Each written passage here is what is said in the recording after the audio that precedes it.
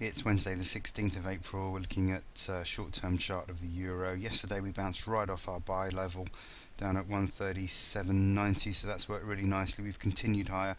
Now that we're through 138.15, we're looking at 138.50, 138.60 area. There's decent resistance there, but I wouldn't rule out a break high. We need to close this gap. I don't think we can go lower until we close this gap. That's up at 138.78, so just watch for that before the end of the week. We're closing in on that right now anyway. The daily picture is less positive certainly, but as I say, I think we do need to close that gap. We've got this trend line resistance just up there at 138.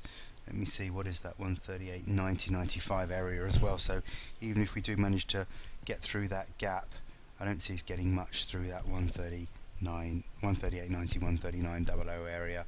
And of course that is previous highs as well, which is 139.05. Which was seen just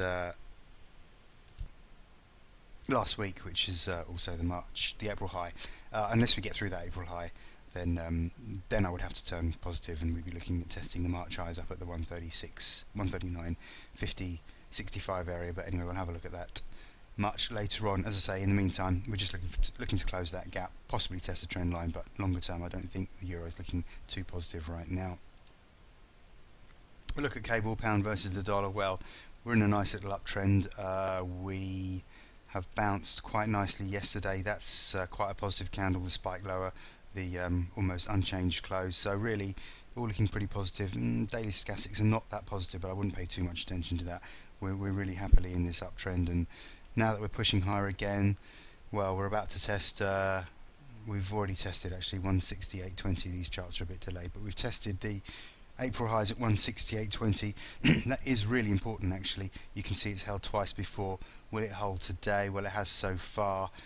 A close above 168.25 would be very positive today. So let's just see what happens around that area. Close below, well, maybe we'll see some more profit taking. Triple tops are very, very rare, so I wouldn't trust it. If anything, I wouldn't be surprised to see a break above that strong resistance, even though we're probably starting to look a bit overbought in the short term. But triple tops are a rare event and they don't usually hold, so perhaps we will see that break and close above there. In particular, a weekly close above there would be very significant.